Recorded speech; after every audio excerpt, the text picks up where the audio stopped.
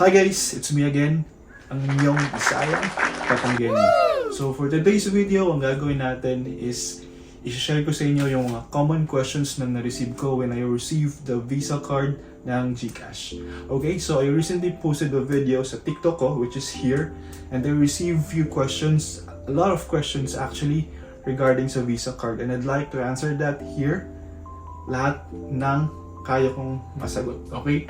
So, if you're interested to get a new Visa card ng GCash, and if you have questions kung meron ka na nito, watch the video and let's all find out. Alright guys, let's begin. Two things pa lang muna yung kailangan nyong malaman before tayo makapag-proceed sa pag-order ng card. Okay? Number one, dapat yung GCash account nyo is fully verified. Yes, kailangan yon bago tayo makapag-order ng card, or kahit pa simple process ng GCash, kailangan fully verified tayo para of course magamit natin and ma-maximize natin yung GCash account natin, okay? Pangalawa, kailangan yung GCash app is fully updated. So i-check nyo yung app kung may update nyo, and that's all, okay? So before anything else, kailangan ko din i-share to, okay? Kasi merong mga nag-comment na hindi available sa kanila yung pag-order ng card. And the main reason for that is because hindi pa siya talaga na-roll out sa lahat ng user. So kahit fully verified yung ibang account and updated na yung app, may mga users na hindi siya magiging available. So ang gawin nyo lang, i-check nyo lang every now and then. But if available na siya, and then kung gusto nyo mag-order na kayo. Okay? So let's get to the next part. So ito yung pinaka-overall na look ng Visa card. So andito yung word na Visa, and then andito yung pangalan natin. Full name usually yung nalagay dito. Hindi siya guys emboss, printed lang siya. And then of course, sa back part naman niya, yung card number dito, and then yung 3-digit code below. Alright? It looks very decent sa personal guys, so yung investment natin dito, hindi sayang. As a matter of fact, magagamit natin to at ma-maximize natin yung use ng GCash. Okay? So, ito pala guys is naka-banknet siya. So, that means to say, lahat ng mga ATM na may banknet, pwede natin itong magamit to withdraw some funds. Alright? So, sa next part naman tayo to answer the common questions I receive. Yun pala guys, bago ko makalimutan, ilalagay ko yung video next to this kung paano mag-order ng card. Okay?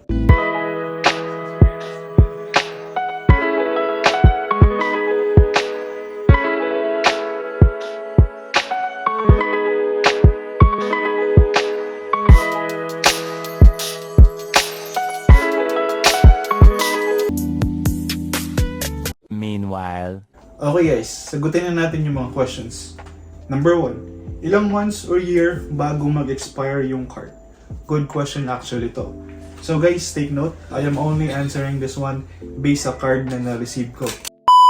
So yun guys, so according sa card ko, ang expiration niya is August of 2028. So now is 2023, so 5 years yung expiration ng card guys. And I believe or possible na sa lahat na mag-order ng card this year, 5 years yung bibilangin bago siya mag-expire. Okay? So next question. Pwede ba yan sa ATM machine? Of course, yes. And guys, ito yung reason kung bakit kumuha ko ng card. Kasi kung may funds sa GCash natin, gusto natin i-cash out, lalong-lalo na pag sa tindahan, ang mahal-mahal guys, di ba? So, ipagpalagay natin sa 1,000, 15 yung bayad, may iba na 25, may iba 30. Paano kung mas malaki yung withdrawin niya? Di ibig sabihin, kung 4,000 pesos tapos 15 kada 1,000, that's 60 pesos already, di ba? And mas mahal pa sa iba. So, yun yung reason ko kung bakit kumuha ko ng card. Kasi any amount, kahit magkano yan, basta pasok sa limit dun sa ATM ng pag-withdraw, same yung charge sa pag-withdraw ng funds. Okay? So, i-follow up na din natin. Magkano ba yung charge sa mga ATM? Well guys, depende yun sa bank. Okay? So, mag-range yan between 10 pesos to 25 pesos. Okay? I hope nasagot natin or naklaro natin yun. Next question. Paano po iba yung address sa GCash? Alright, dito naman guys, ang tinatanong, doon siguro sa shipping ng card. Okay? So, don't you worry. Again, prior to this video, nag-post na ako ng instruction kung paano mag-order ng card. But yeah, to answer this question, doon sa pag-fill out ng form, may option doon to put your specific delivery address. Kaya huwag kayong mag-worry. Basta ilagay nyo lang yung tamang address, may-receive nyo yung card accordingly. Okay? Number 4. If my MasterCard na po, need ba i-link or pwede i-link din sa Visa card? I'm not really sure with this kasi again, I'm only basing all my answer based sa na-experience ko. Pero sa tingin ko, okay lang. Lalo na if yung MasterCard mo is working pa naman, di ba? As far as I remember, may option doon na link a card. And I believe hanggang 3 accounts yung pwede mong malink. So, ayun, I guess walang problema, di ba? Next question, saan bank po kayo nagpapa-cash in na hindi malaki ang charge? Okay, so i-connect natin to sa pag-cash out, okay? So kung magka-cash out ka, same lang din yung charge actually kapag magpa-cash in ka. So pupunta ka sa tindahan, magpa-cash in ka ng 1,000, say, sa 1,000, 15 pesos, 30 pesos yung charge. Kung mas malaki yung ipapa-cash out mo, or cash in, rather, mas malaki din yung charge. So kaya may card tayo, para kung sakali, halimbawa, di ba, gusto mong mag-cash in, pwedeng-pwede kang mag-transfer from banks. So, ako usually ang ginagawa ko, nagta-transfer ako from BPI to my GCash account, and then libre lang guys. So, yun yung maganda doon, di ba? And then, kung gusto mong mag-withdraw, gamitin mo lang yung card. So, ganun lang. But to answer your question, saan pwedeng makapag-cash in, maliban sa tindahan na malaki yung charges, pwede kayo sa mga kiosks. May mga nakikita akong kiosks sa Dali, sa mga Alphamart, sa iba't ibang branches ng 7-Eleven. Actually, depende eh. So, yun yung mga so far na nakita ko. And then of course, dun sa Globe Store. Kasi meron din silang kiosk dun to cash in funds. So, yun. Alright. Number 6. Ano kaya ang courier nila sa pag-deliver? So, sa akin, ang nag-deliver is yung Ninja van. And I believe yun yung courier talaga nila. Kasi I receive comments din sa post ko sa TikTok ko na yun nga, courier din nila is a Ninja van. So I guess yun na yun. Next question. Natatrack po ba siya o ilang araw ba bago ito makuha? Okay, 2 question. Una, kung natatrack ba siya? Hindi siya natatrack guys, kagaya ng mga pag-order natin online. But ang kagandahan dito guys, once na hindi mo siya na-receive dun sa mga araw na dapat ina-expect mo siyang ma-receive, pwede kang mag-submit ng ticket sa GCash. Which is, sasagutin din natin yung follow-up question niya kung ilang araw ba ito makukuha. Okay? So guys, ang expected delivery niya is 4 to 10 business days. So ibig sabihin, hindi kasama yung weekends. So Monday to Friday yung bilangan natin always, hindi kasama ang Sabado or Linggo. So ayan, so to answer the first question prior to kung ilang araw, halimbawa, sa bilang mo, within 4 to 10 business days, hindi pa rin dumadating yung card, tsaka ka mag-submit ng ticket na hindi mo siya na-receive. Okay, ganun yung process. Ganun din yung alam ko. Okay, but personally guys, save ko siya on the 6th calendar day.